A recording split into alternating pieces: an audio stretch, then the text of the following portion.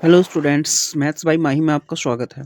आज हम आपके लिए लेकर आए हैं आरआरबी ग्रुप डी 4 दिसंबर के मैथ का पूरे पेपर का सॉल्यूशन, जिसमें हमने 15 क्वेश्चंस को कवर किया है और वन बाय वन ट्रिक से सोल्व किया है।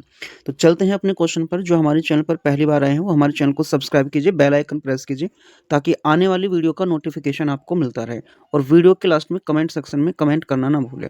तो चलते हैं अपने पहले क्वेश्चन पर। हमारा पहला क्वेश्चन है, एक वस्तु 500 रुपये में खरीदी और 15% लाभ पर बेची गई, तो विक्रय मूल्य क्या होगा?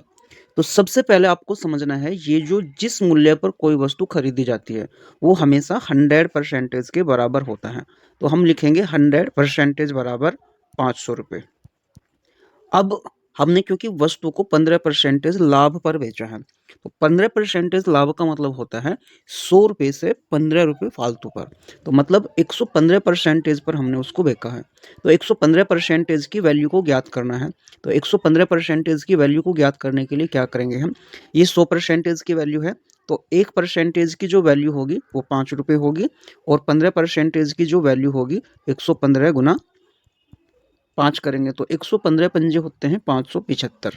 तो हमारा जो 15% पर लाभ पर बेची गई वस्तु का विक्रय मूल्य होगा वो 575 होगा। तो ऑप्शन नंबर बी बिल्कुल करेक्ट होगा। चलते हैं नेक्स्ट क्वेश्चन पर। नेक्स्ट क्वेश्चन में लिखा है, ए अकेले 12 दिन में काम करता है, बी अकेले 18 दिनों में मिलकर कितने दिन में करेंगे?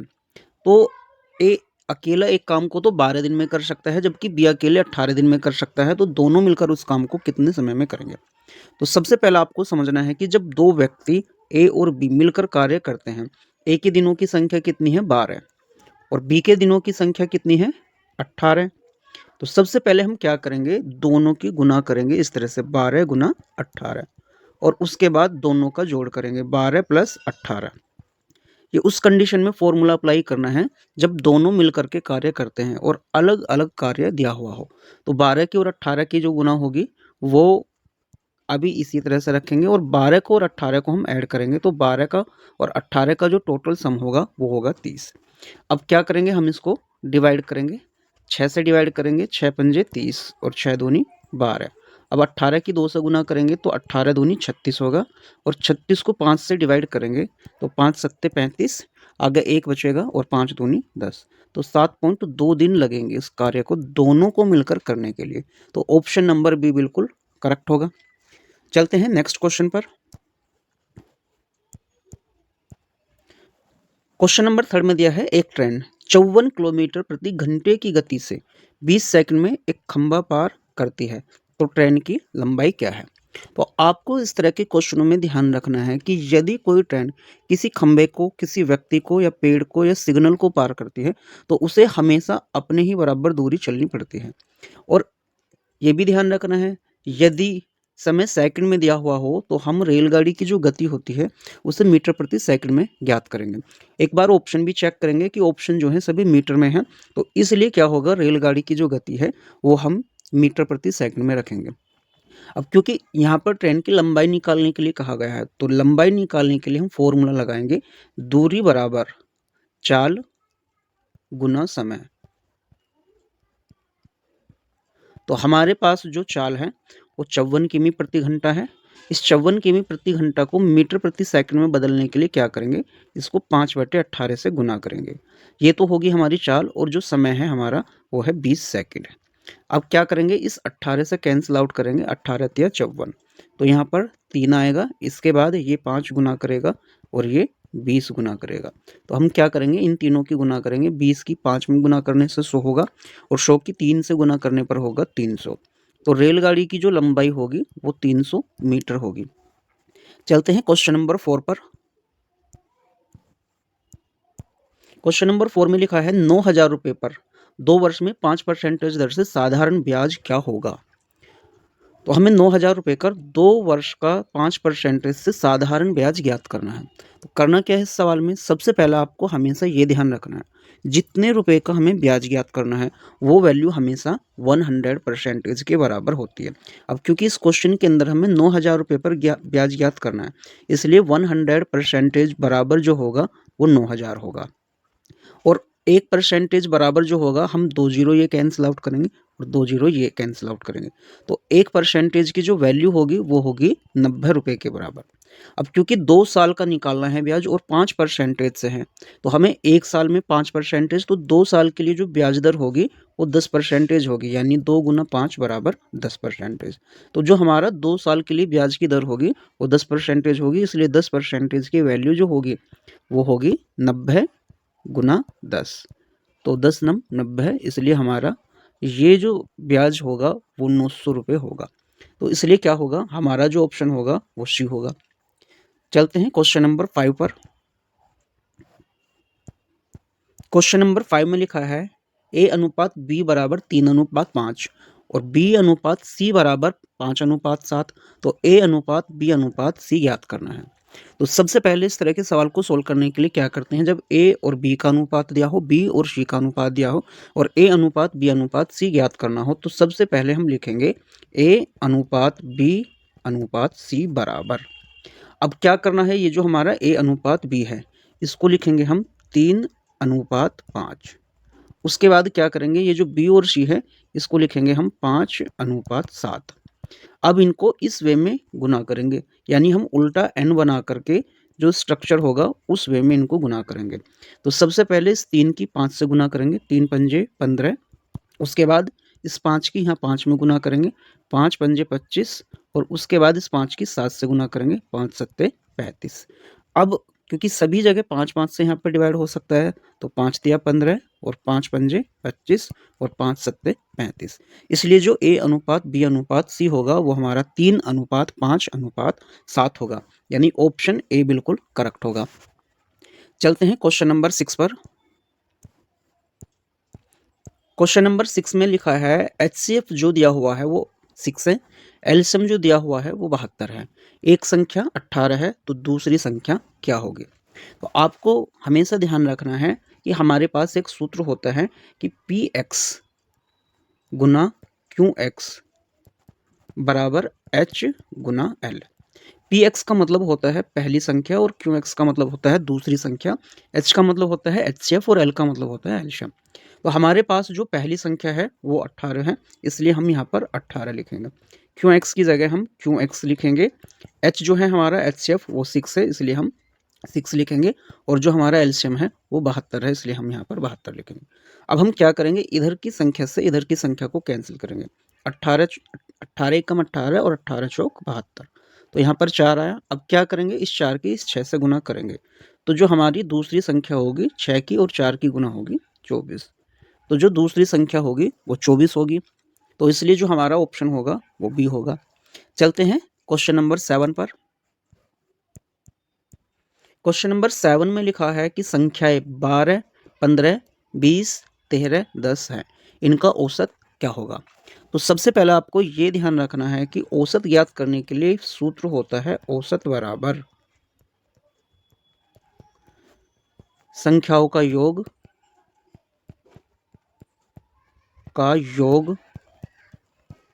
बटे कुल संख्या। तो आपको संख्याओं का योग करना है 12 और 15 27, 27 में यदि हम 20 जोड़ते हैं 47, 47 में यदि हम 13 जोड़ेंगे 60 और 10 ये 70, तो सभी का जो जोड़ होगा वो 70 होगा। और टोटल कुल कितनी संख्या है, 1 2 3 4 5, तो एक कुल 5 संख्या है, इसलिए हम 5 से डिवाइड करेंगे।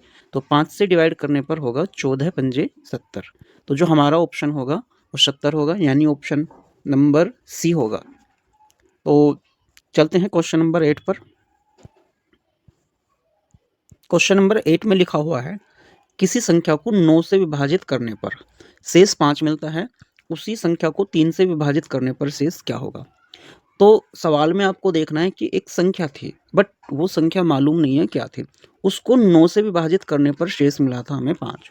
अब उसी संख्या को, जिस संख्या को 9 ने भाग किया था, उसी संख्या को यदि हम 3 से विभाजित करते हैं तो शेषफल क्या होगा। तो सबसे पहले आपको ये चेक करना है कि क्या ये वाला 3 इस 9 को विभाजित कर पा रहा है। अगर कर पा रहा है तो हम क्या करेंगे, हम सीधे सीधे इस 5 को डिवाइड करते हैं इस वाले 3 से। तो 3 एकम 3 चलेगा और 5 में से 3 घटाने पर 2 शेष होगा। तो जो हमारा सही ऑप्शन होगा वो बिल्कुल करेक्ट 2 होगा। यानी ऑप्शन नंबर ए बिल्कुल ठीक होगा। तो चलते हैं क्वेश्चन नंबर 9 पर। क्वेश्चन नंबर 9 में लिखा है एक आदमी 5 किलोमीटर प्रति घंटे की रफ्तार से 40 मिनट चलता है, वह कितनी दूरी तय करेगा। तो आदमी की जो स्पीड है यहाँ पर 5 किलोमीटर प्रति घंटा है, मतलब वो 1 घंटा यानी 60 मिनट के अंदर जो है वो 5 किलोमीटर दूर जाता है।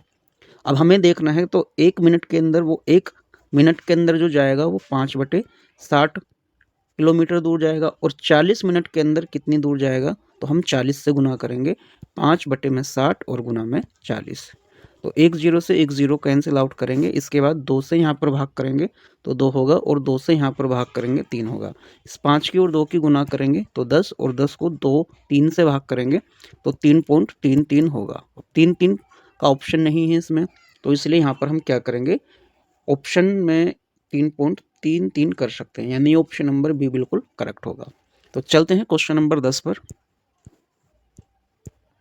क्वेश्चन नंबर 10 में लिखा है यदि x बराबर 3, y बराबर 4, तो x² प्लस y² का मान क्या होगा। तो सबसे पहले आपको क्या करना है, x की जगह हम 3 पुट करेंगे और y की जगह हम 4 पुट करेंगे। तो सबसे पहले लिखते हैं हम ये x² प्लस y²। x की वैल्यू कितनी है 3, तो 3 का स्क्वायर करेंगे, और y की वैल्यू कितनी है 4, तो 4 का स्क्वायर करेंगे। 3 का स्क्वायर होगा 9, और 4 का स्क्वायर होगा 16, 16 और 9 होंगे 25। तो 25 जो है हमारे ऑप्शन नंबर ए में है, इसलिए ऑप्शन नंबर ए बिल्कुल करेक्ट होगा। चलते हैं क्वेश्चन नंबर 11 पर।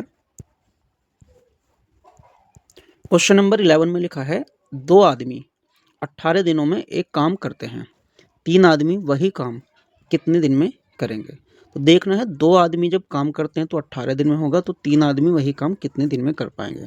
तो आपको इस तरह के सवाल को करने के लिए एक सूत्र ध्यान रखना है, m गुना d upon w is equal to m गुना d अपॉन w, जहाँ m मैन है, d डेज है, w वर्क है।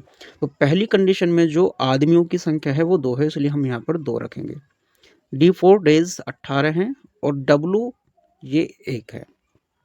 दूसरी कंडीशन में जो m है वो 3 है, 3 आदमी है, तो इसलिए यहाँ पर 3 रखेंगे। दिनों की संख्या मालूम करने के लिए कहा गया है, और कार्य वही कार्य है, तो मतलब एक ही कार्य है। तो हम क्या करेंगे, इस 3 से यहाँ पर डिवाइड करेंगे, 3 × 18, और इस 2 की और इस 6 की गुना करेंगे, तो d बराबर होगा 12 दिन। तो जो दिनों की संख्या होगी वो 12 होगी, इसलिए ऑप्शन नंबर सी बिल्कुल करेक्ट होगा। चलते हैं क्वेश्चन नंबर 12 पर। क्वेश्चन नंबर 12 में लिखा है एक ट्रेन 30 सेकंड में पुल को पार करती है। ट्रेन की गति 54 किलोमीटर प्रति घंटा है। ट्रेन की लंबाई 150 मीटर है, तो पुल की लंबाई क्या होगी। तो सबसे पहले आपको ये ध्यान रखना है, यदि ट्रेन किसी दूसरी रेलगाड़ी को, किसी पुल को, किसी प्लेटफॉर्म को पार करती है, तो उसे दोनों की लंबाई के जोड़ के बराबर दूरी चलनी होती है। तो इस क्वेश्चन में ये जो ट्रेन है टोटल 30 सेकंड तक चली है, और 54 किलोमीटर प्रति घंटे की स्पीड से चली है।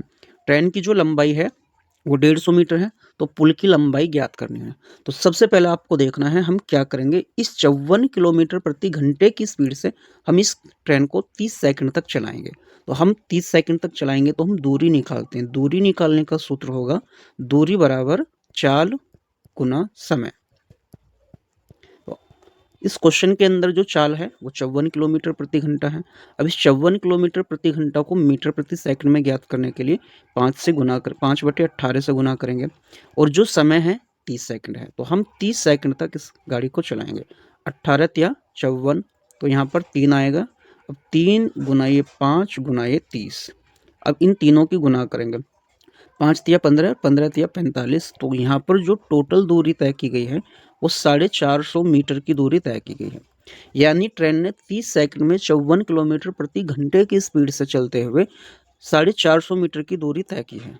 अब इस दूरी में 150 मीटर जो है वो ट्रेन की लंबाई है, तो यदि हम इसमें से 150 घटा दें तो जो पुल की लंबाई होगी वो 300 मीटर होगी। तो इसलिए जो हमारा ऑप्शन होगा ऑप्शन नंबर डी बिल्कुल करेक्ट होगा। चलते हैं क्वेश्चन नंबर 13 पर। क्वेश्चन नंबर 13 में लिखा है एक पेपर का अंक 80 है। एक छात्र ने 75% अंक प्राप्त किए, तो उसने कितने अंक प्राप्त किए। तो सबसे पहले आपको देखना है यहाँ पर जो अंक मिले हैं वो 80 में से मिले हैं, और उसने 75% अंक प्राप्त किए हैं। तो हम क्या करेंगे, सीधे सीधे 80 का 75% फाइंड आउट कर लेते हैं। 80 गुना 75/100। तो 25 तिया 75 और 25 चौके 100। इस 4 से डिवाइड करेंगे तो 20 चौके 80 और 20 तिया 60। तो उसने 60 अंक प्राप्त किए हैं। तो ऑप्शन नंबर डी बिल्कुल करेक्ट होगा। चलते हैं क्वेश्चन नंबर 14 पर। क्वेश्चन नंबर 14 में लिखा है 240 को 6 और 2 के अनुपात में बांटा जाए तो बड़ा भाग क्या होगा। तो सबसे पहले आपको देखना है ये दोनों भाग का टोटल 240 है। दोनों भाग का अनुपात का टोटल कितना है, 6 और 2 8, यानी 6 + 2 जो होगा इन दोनों का टोटल कितना है, 8। अब ये दोनों भागों का जोड़ इसी में मिला हुआ है तो अनुपात के हिसाब से दोनों भाग का जोड़ है 8। तो हम कहेंगे 8 = 240 के है। हमें ज्ञात करना है बड़ा भाग। बड़ा भाग मतलब 6। तो 8 की वैल्यू जो है वो 240 है तो हमें 6 की वैल्यू ज्ञात करनी है। तो 6 = 240 बटे में 8 और गुना में 6। 8 तिये 24 यानी 30 और गुना 6 तो 6 तिया 18। तो जो बड़े भाग की वैल्यू होगी वो 180 होगी, इसलिए ऑप्शन नंबर सी बिल्कुल करेक्ट होगा। चलते हैं क्वेश्चन नंबर 15 और अपने लास्ट क्वेश्चन पर। हमारे लास्ट क्वेश्चन में लिखा हुआ है 7:21 समानुपात x अनुपात 63 है। तो x का मान क्या होगा। तो जब 4 संख्याएं समानुपात में होती हैं तो x का मान ज्ञात करने के लिए आपको फॉर्मूला ध्यान रखना है। बाह्य पदों का गुणनफल, बाह्य पदों का गुणनफल बराबर होता है मध्य पदों का गुणनफल। मध्य पदों का गुणनफल। तो बाहर बाहर के जो पद हैं वो 7 हैं और 63 है, और जो मध्य के पद हैं वो 21 है और x है। तो हम क्या करेंगे, इस 21 से 63 को डिवाइड करेंगे। 21 एकम 21 और 21 तिया 63, यानी 7 की 3 से गुना करेंगे और इधर x होगा तो x = 21 होगा। तो जो ऑप्शन नंबर है हमारा वो डी बिल्कुल करेक्ट होगा। तो अगर हमारी वीडियो पसंद आई तो हमारे चैनल को सब्सक्राइब करें, बेल आइकन प्रेस करें और आने वाली वीडियो का नोटिफिकेशन आपको मिलता रहे। तो कमेंट सेक्शन में कमेंट करना ना भूलें कि आपको वीडियो कैसी लगी।